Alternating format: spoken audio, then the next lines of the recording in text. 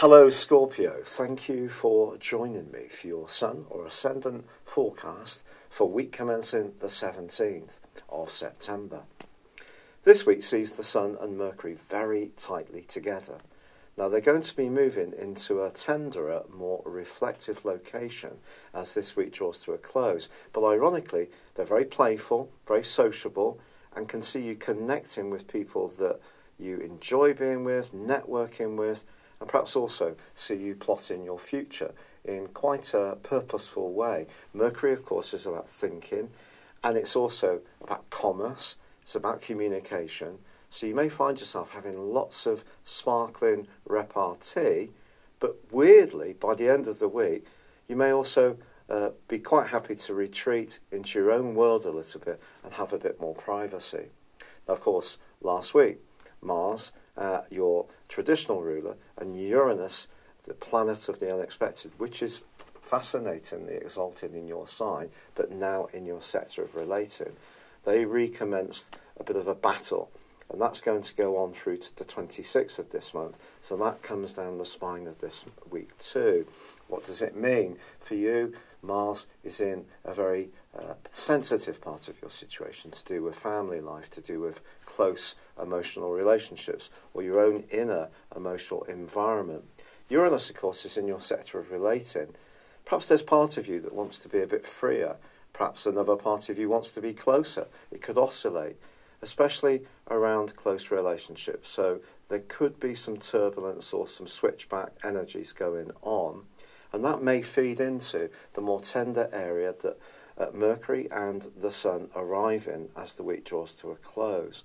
But pleasingly, Uranus still continues to forge a great angle to Saturn. So any thinking that you're embracing that's progressive, the type of people you're mixing with understand where you're coming from, that you want to make changes in your life.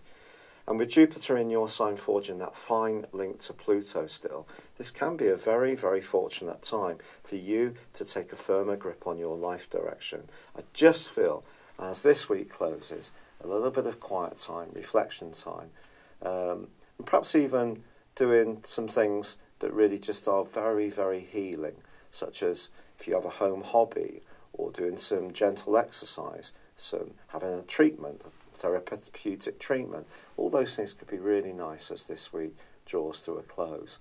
It would be great if you would like or comment on this video, or if you've yet to do so, please do subscribe to this channel. But for now, good luck and goodbye for now. Hello Scorpio, thank you for joining me for your monthly forecast for September. I am sorry that I'm delivering this forecast a little late than ideal. It's really lovely to be with you, and this month has lots of excitement for you, not least that Jupiter, the planet of growth in your sign, is going to be angling up superbly well with Pluto, your modern ruler, which is in your sector of communication. Speaking of communication, Saturn has been tracking backwards for 5.5 months in this area too. So although there is opportunity with Jupiter and Pluto to take the initiative, to be more creative, to believe in your ideas and the exchange of them with others, Saturn probably at times has seen you feel a little tongue-tied over that last half year. What Saturn's been asking you to do is to think carefully about what you believe in, and also how you interact with people immediately around you, neighbours, folks on an everyday basis, perhaps even your siblings. The third house rules brothers and sisters. But it's also about your ideals, it's about technology, it's about your everyday thinking, the third house. If you have had a problem with a mode of transport or a trusted domestic appliance or computer or piece of software has proved to be a bit trying, it wouldn't be a surprise. But the great news is that on the 6th of this month, Saturn comes to the end of that retrograde, and on the same day, Mercury joins up with the Sun in the most splendid part of your horoscope when it comes to friendships, social interactions, and also your future hopes and destiny. Now on the 9th, you get 2 more bonus, astral bonus balls, because Venus, the planet of love, moves out of a very muted, reflective and introspective part of your scope, which may have seen you in the previous 28 days, perhaps a little concerned about your love life, perhaps analysing what you really wanted, perhaps there's been a separation, or perhaps someone from your past has made a reappearance. But Venus moving into your own sign is going to give you an awesome sense of attractiveness, which is going to go on through to the end of the month. But Venus is going to go into an opposition with Uranus almost straight away. So a surprise could come up in the following 2 or 3 days around your love life. Although you are a fixed sign, when change does happen for you, it tends to happen in a very dramatic way. And also on the 6th, as Mercury moves into Virgo, it forges a link with Saturn and also Uranus. And of course Uranus is in your sector of partnerships. So it's possible that you could start to develop some kind of rapport from someone in your friendship circle, or who you share a joint goal or some kind of interest with, and that can be given even greater momentum by the fact that there is a splendid new moon in Virgo on the 9th, which is actually going to angle in brilliantly itself to both Uranus and also, Jupiter and also Pluto. So that's going to give you a great sense of extra confidence to interact with others, because your sign, you're very skilled at weighing up other people and can be quite blunt at times in how you view others, but you can be quite private about your own situation. But I think this particular new moon is really urging you to seize the mettle and to be much more outgoing and engaging with others. Now there is, at the very heart of this month, a challenge between Venus and Mars. Now Mars, of course, is your traditional ruler, and it is going to be changing signs on the 12th, moving back into the part of your horoscope that's to do with home and family. But that then recommences its right angle with Uranus, which has been going on, off and on, since the 2nd week of May. Although the retrogrades have had a huge impact on us all, there's no doubt about that, I do think this particular aspect has been at the heart of a lot of people's frustrations since that time. If you think about it, Uranus in your 7th house creates a restlessness around relationships or partnerships. At times you may want to be up close and personal, at other times really embrace your sense of freedom and independence. And Mars in your 4th house can make you a bit defensive, rush to judgment, be a bit more impulsive about emotional interaction. So the two together could have at times seen you quite outspoken, and this may have also seen other people find you a little prickly, if you don't mind me saying so. Or perhaps it's you who's found others prickly, and your natural sensitivity has not been matched by others. But I do feel that the overwhelming energy of that new moon and Venus joining with your sign, which if you're single is fabulous, because you may decide to give yourself a glamorous makeover. More than one admirer could beat their way to your door before the end of this month. And it's a sense of excitement, I feel. And also with Jupiter and Pluto cooperating so well, I think this is a time to be a bit more attacking in your approach to life. You know, in terms of football tactics, I'm talking soccer here, but it may be the same with American football. I'm not sure, because I'm not so aware of gridiron. But certainly in soccer, we can play the game very defensively, park the proverbial bus, and maybe we can squeeze out a 0-0 draw or a 1-0 win, but it's not very inspiring to watch, and it's not very inspiring to play. But I feel, in general, you can be quite cautious towards life, and I totally understand it because I've got loads of Scorpio, but I think this is the time to be a little bit more trusting.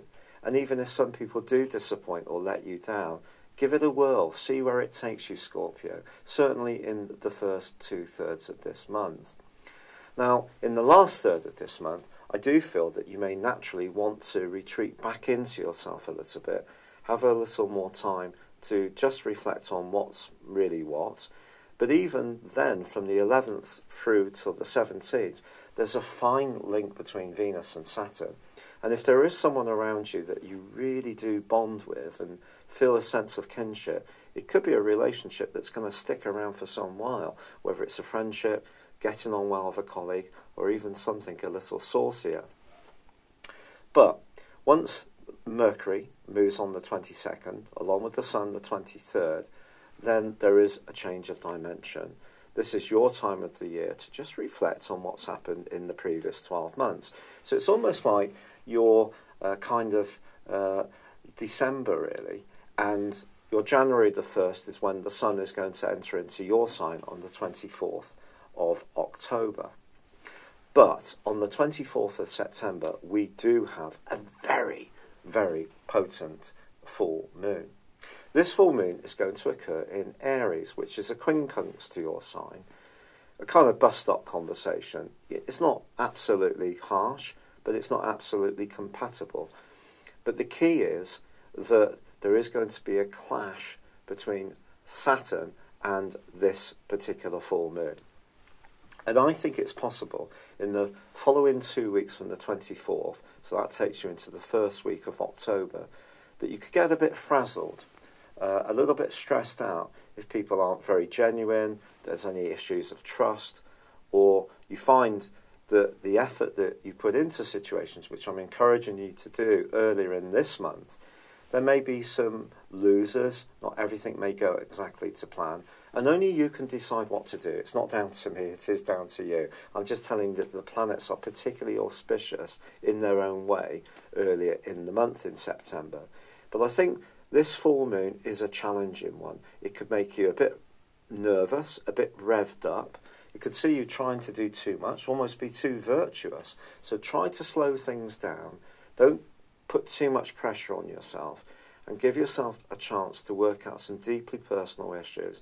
If there are some matters from your past you need to grieve about, or things that you need to privately talk about with someone that you can deeply trust, then do it. It can be a time of cleansing, spiritual rinsing out, a time of letting go. But I feel physically you may be at a lower ebb, so don't put too much pressure on yourself. But generally, with Venus threading its way through your sign, joining up with Jupiter, that wonderful link between Jupiter and Pluto, and feeding into that ace new moon, which occurs on the 9th in the sign of Virgo, there is so much to go for, so much to believe in. So trust your judgment, trust your instincts, and see where it takes you. I am sorry that this has come to you late. I have really been struggling with this rheumatoid arthritis. I'm so grateful for the so many brilliant ideas, suggestions and kind comments. I have tried some things, and some things may be working a bit, and some things maybe haven't worked. But it is a bit of a trial and error situation with the medicine. But I'm so grateful for your support. I'd love it if you would like or comment on this video, or if you've yet to do so, please do subscribe to this channel. But for now, good luck and goodbye. Hello, thank you so much for watching my video. I'd love you to join me at my Horoscope Ace app. You can find this at www.horoscope-ace.com. You can use it through Android, iOS, Apple or Facebook. Check out your ascendant or your moon sign, or download your free birth chart. There's all your favourite videos, plus there are daily, weekly, monthly and yearly horoscopes for general, love, Chinese and Indian astrology. If your passion is tarot, there's my brilliant 3-card money or love tarot readings too. And it's all there at www.horoscope-ace.com. Thank you.